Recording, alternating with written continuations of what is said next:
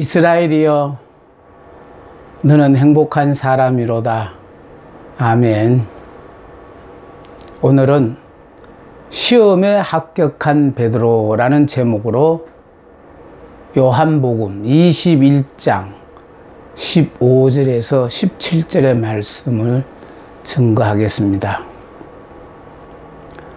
게네사렛 호숫가에서 고기를 잡으며 살아오던 시몬이 목수 출신의 청년, 예수님의 말씀에 순종하여 지금까지 한 번도 경험해 보지 못한 2배 가득히 고기를 잡는 체험을 하고 난 후 고백하기를, 주여, 나를 떠나소서, 나는 죄인입니다 라고 했습니다.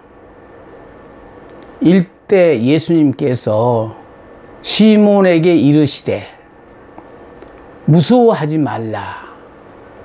이제 후로는 네가 사람을 취하리라 하시고,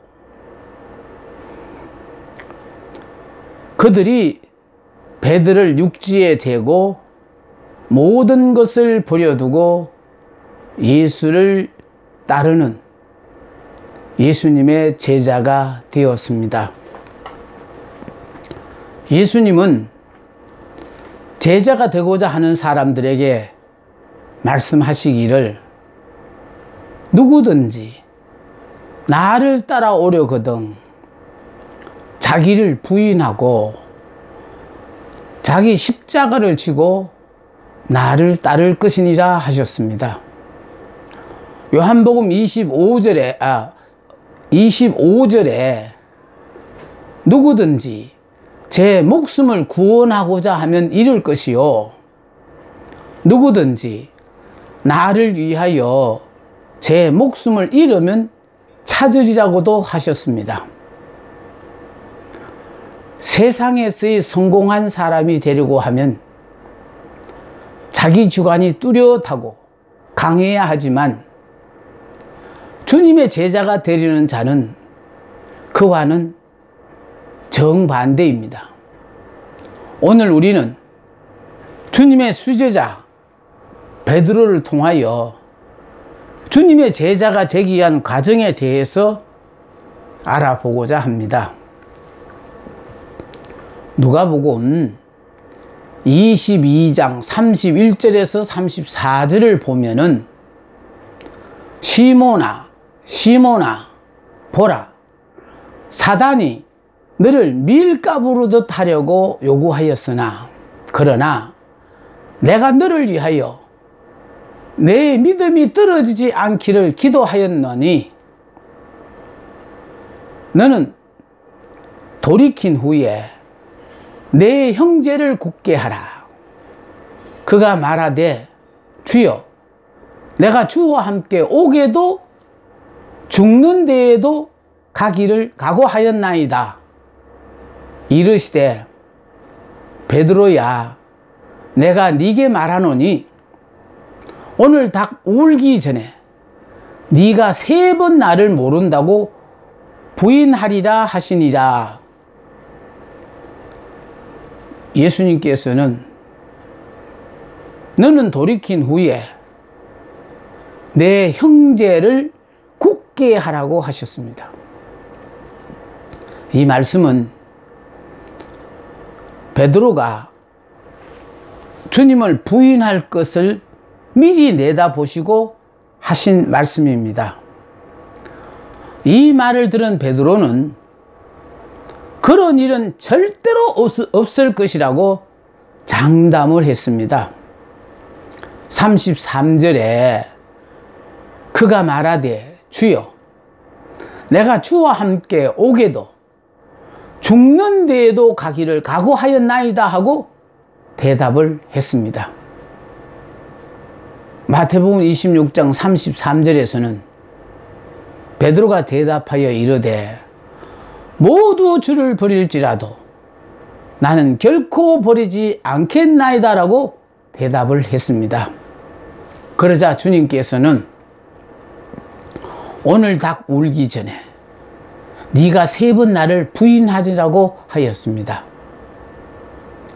우리들의 관심사는 사탄이 베드로를 밀가부르듯 하여 주님을 부인할 것을 미리 아셨다면 주님께서 사탄이 그렇게 하지 못하도록 사전에 막아주시지 실수하도록 내버려 두어서 앞으로 주의 일을 하는데 크게 쓰임을 받아야 될 사람에게 굳이 흠집을 내느냐 하는 것입니다. 그것에 대한 해답을 오늘 본문에서 찾아봅니다. 평소에 병든 자를 고쳐주시며 심지어 죽은 자까지도 살려내시며 기사와 이적을 행하시던 예수님이라 십자가에 못 박히시더라도 능히 십자가에서 내려오시리라 믿었는데 아무 저항도 하지 않으시고 십자가에 못 박혀 죽으시자 제자들은 낙심천만하여 제각각 헤어져 그 전에 자기들이 하던 본업으로 돌아가게 되었습니다. 어느 날 수제자 베드로가 나는 고기 잡으러 간다 하고 나서자 다른 제자들도 나도 간다 하고 따라 나섰습니다. 그들은 힘을 합쳐서 완벽한 장비로 아낌없는 수고로 업으로서 잔뼈가 굵은 그들의 실력을 모처럼 유감없이 발휘하여 밤이 맞도록 수고를 하였지만 한 마리의 고기도 잡지 못하고 허탕을 치고 말았습니다. 그때 새벽녘에 부활의 예수님께서 호숫가에 나타나셔서 숯불을 피우고 생선과 떡을 구워 놓고 베드로와 같이 고기잡이 하던 다른 제자들까지 부르셨습니다. 그리고 지금 잡은 생선도 좀 가져오라고 하셔서 고기와 떡을 구우십니다.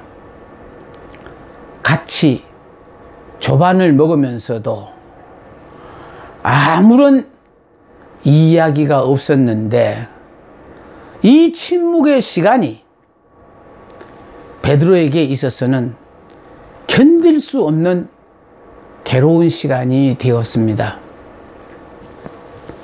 지금 베드로 앞에는 숯불이 놓여 있습니다.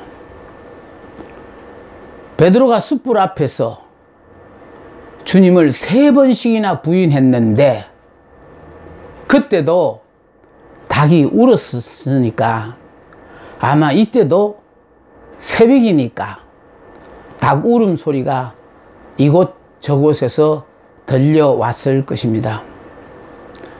모르긴 해도 베드로가 예수님을 부인하고 난 그 이후부터 저는 숯불 공포증에 시달리지 않았을까 하는 생각도 해봤습니다.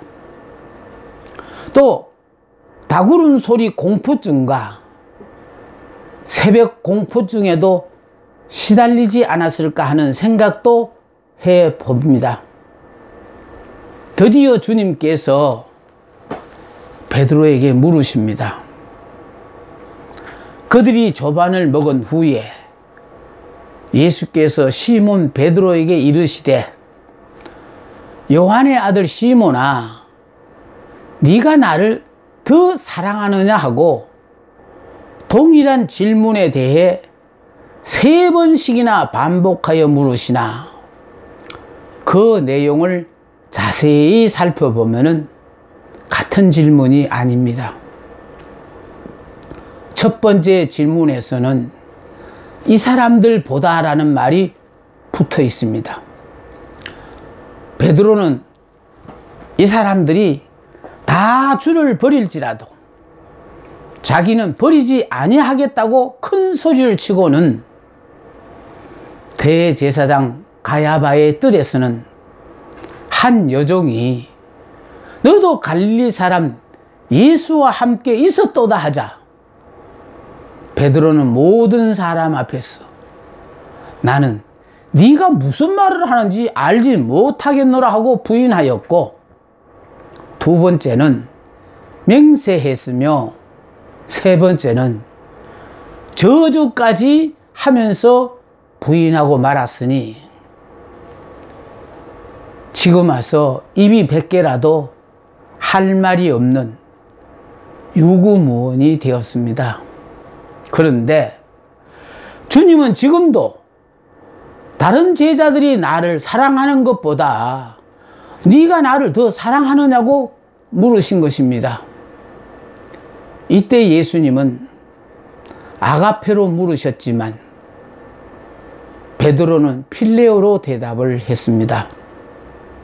아가페는 하나님의 사랑으로 자기 희생적인 사랑을 말합니다. 죄는 인간이 짓고 죽기는 예수님이 대신 죽어서 죄로 말미암아 죽어가는 인간들을 구원하신 것이 하나님의 사랑이요, 이것이 아가페 사랑입니다. 그래서 베드로가 아가페는 자신이 없어서 필레오로 대답을 했습니다. 아가페의 사랑을 하자면 먼저 자신이 예수 안에서 죽는 일이 선행되어야 합니다. 자기 자신도 부인하지 못한 사람은 사랑은 하되 아가페의 사랑은 할 수가 없습니다. 필레오는 우정입니다. 사실 베드로는 그것도 자신이 없어서 내가 주를 필레오하는 것도 주님께서 아시는 대로입니다 라고 대답한 것입니다. 주님은 아가페로 물으시는데 베드로는 필레오로 대답한 것은 그나마 신앙상 대단한 발전입니다. 단순히 예수님을 흉내내면서 신앙의 만용을 부리는 것이 아니라 진실된 대답을 한 것입니다. 그런데 주님께서는 베드로라고 부르시지 않으시고 요한의 아들 시몬이라고 부르신 것은 또 다른 의미가 담겨져 있습니다. 시몬이라는 이름은 예수님께서 베드로의 이름을 고쳐서 부르기 전의 이름입니다. 따라서 시몬이라 부르신 것은 불신자처럼 행동한 것을 상기시키는 부름입니다. 이것은 베드로가 자신을 다른 사람과 비교하여 잘한다고 생각했던 우월감을 깨트리시는 질문입니다. 자기가 다른 제자들보다 낫다고 생각한 그 태도를 지금 다른 제자들 앞에서 다시 한번 대답해 볼 것을 주님은 요구하신 것입니다. 그때 다른 사람은 모두 주를 버릴지라도 나는 안 버리겠다고 말했는데 지금도 그 마음에는 변함이 없느냐고 물으신 것입니다. 당시 베드로의 대답은 진심이었으나 시간이 지남에 따라 베드로의 마음이 변했기 때문에 그렇게 대답할 수밖에 없었습니다. 베드로 자신도 자기 마음이 변할 것이라고는 생각하지 못했습니다. 지금의 결심이 그대로 유지되리라고 생각했던 것입니다. 우리의 마음은 수시로 변하기 때문에 마음에 하나님의 말씀으로 담아서 지키든지 아니면 성령의 도우심으로 지킬 수 있습니다. 주님은 베드로에게 두 번째도 역시 아가페로 물으십니다. 16절에 요한의 아들 시몬아 네가 나를 사랑하느냐 하시니 이르되 주님 그러하나이다. 내가 주님을 사랑하는 줄 주님께서 아시나이다. 이르시되 내 양을 치라 하시고,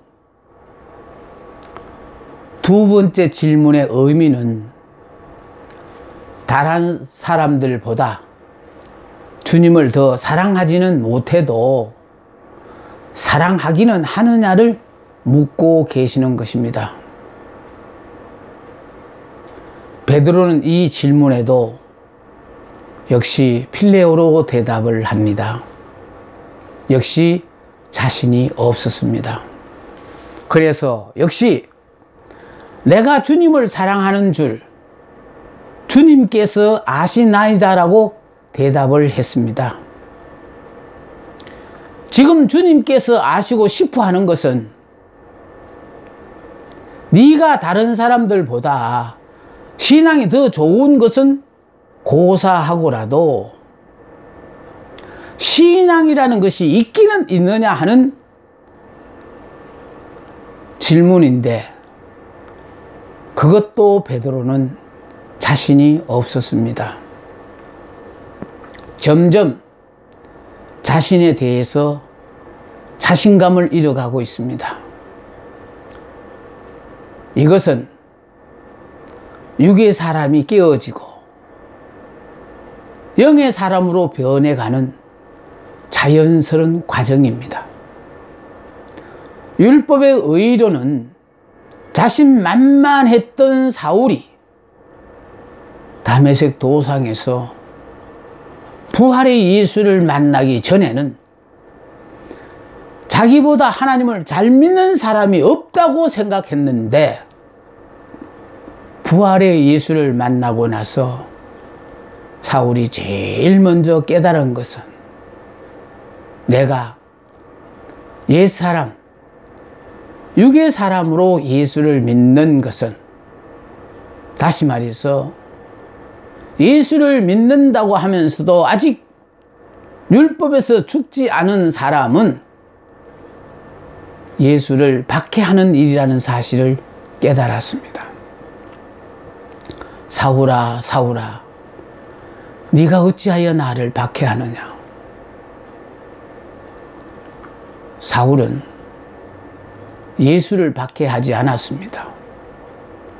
예수 믿는 자를 박해했습니다. 세 번째는 주님께서 아예 필레오로 물으십니다. 그러자 베드로가 이번에는 근심하였다고 했습니다. 지금까지 예수님은 아가페로 질문하셨고 베드로는 필레오로 대답했는데, 주님이 이번에 필레오로 물으시는 것은 그 필레오의 고백도 믿지 못하겠다는 것입니다. 그래서 베드로가 근심한 것입니다. 일반적으로 퀴즈 문제를 낼 때에도 처음에는 쉬운 문제를 냈다가 점점 어려운 문제로 가는 법인데, 주님은 아가페에서 필레오로 그 수준을 낮추어 가셨습니다. 이제는 사랑까지는 기대하지도 않겠으니 네가 나를 좋아하긴 하느냐는 물으신 것입니다. 너는 계속하여 필레오만 대답했는데 그렇다면 필레오 하기는 하느냐는 물으심입니다. 신앙에 대해서 옛사람, 육의 사람으로 살 때는 알면 알수록 모든 것을 다 아는 것 같습니다. 그러나 새사람, 영의 사람이 되면 신앙심이 깊어갈수록 자신이 얼마나 무지하고 무능한지를 점점 알아가게 됩니다. 내가 알고 있는 것에 대해서 다른 사람들은 모르는 것 같습니다. 그래서 말해주고 싶어서 참지를 못하나 하나님께서는 우리가 믿음이 성장하면 성장할수록 그러한 교만과 자기에 대한 무지를 날카롭게 지적하시면서 우리를 깨트려 가십니다. 베드로가 지금 그러한 과정을 겪고 있습니다. 말하기를 좋아하고 나서기를 좋아하고 언제나 잘난 척 나대던 베드로였으나 베드로는 지금 주님의 질문에 대해 아무 곳에도 자신이 없었습니다. 필리오 한다고 대답은 했지만 그것마저도 자신이 없습니다. 주님은 주님의 제자 베드로가 다른 사람들과 비교하여 자신이 낫다고 생각한 교만을 깨트리시는 것입니다.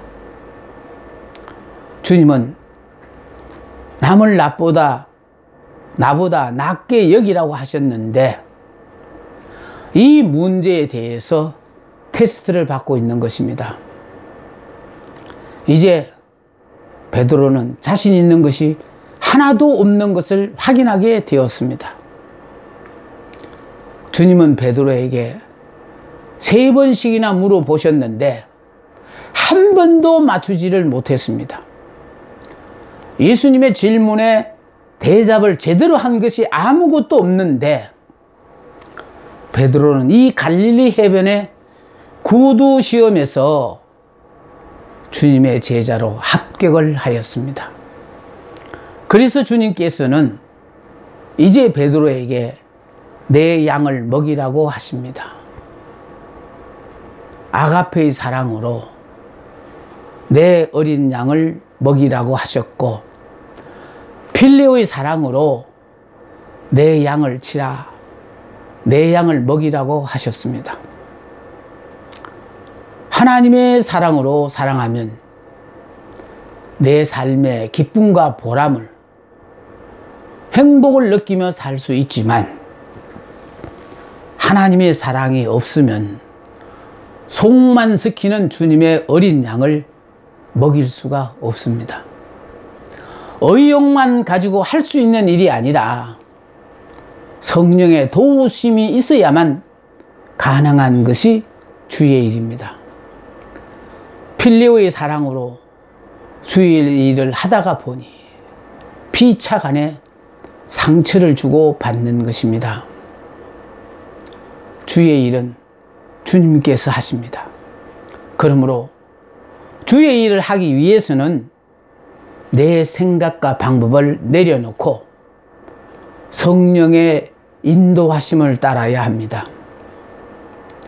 우리는 하나님의 사랑이라고, 아가페 사랑이라고 생각하고 베풀지만은 아직도 내가 육의 사람, 율법의 사람, 옛 사람으로 살고 있다면 그것은 필레오이지 아가페가 아닙니다.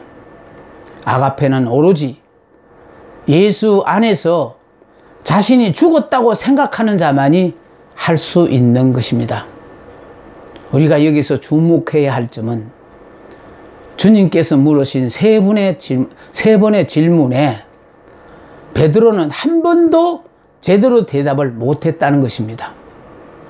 문제는 다른 사람에 관한 문제가 아니라 베드로 자신에 관한 문제였는데 베드로의 대답이 얼마나 형편없는가 하면 자기 의견이 없는 것입니다.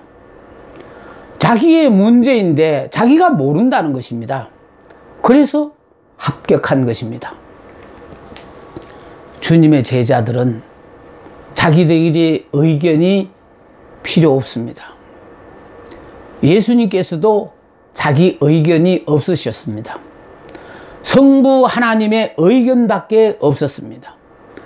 겟세마네 동산에서 드신 예수님의 기도처럼 내 뜻대로 마옵시고 아버지의 뜻대로 되기를 원하나이다. 이런 대답이 나오기까지 주님은 베드로의 실수를 내버려 두신 것입니다. 잘못을 지적하여 가르쳐 주면 고맙게 받아들이기보다는 역정을 내기 마련이지만, 그보다 중요한 것은 당신은 다 아는 것 같지만 본인 스스로가 깨닫지 못하면 아무 소용이 없다는 것입니다. 주님은 우리가 주어진 현장에서 작은 일부터 하나하나 체험을 통하여 깨달으며 살기를 원하십니다. 보고, 듣고, 배워서 아는 것은 아직 내 것이 아닙니다.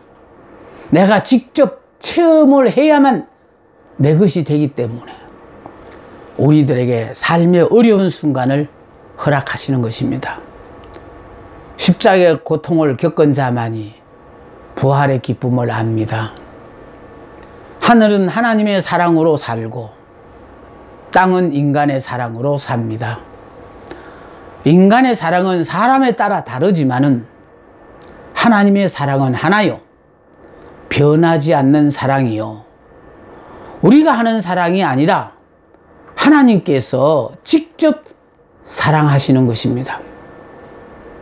나는 예수를 믿는 순간에 예수 안에서 나는 죽었고 이제 예수로 사는 새 사람, 영의 사람이라고 생각하고 사는 사람들을 통하여 하나님은 새로운 역사의 장을 펼치게 되는 겁니다.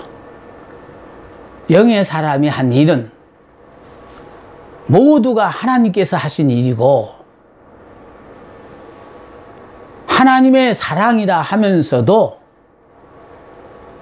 내가 아직 죽지 않은 옛사람, 자기 의로 사는 사람은 하나님의 사랑을 할 수가 없습니다. 하나님의 사랑을 전하기 위해서, 그래서 하나님은 우리에게 옛사람은 죽고 새 사람으로, 육의 사람은 죽고 영의 사람으로, 율법의 사람은 죽고 은혜의 사람으로 살기를 원하십니다. 감사합니다.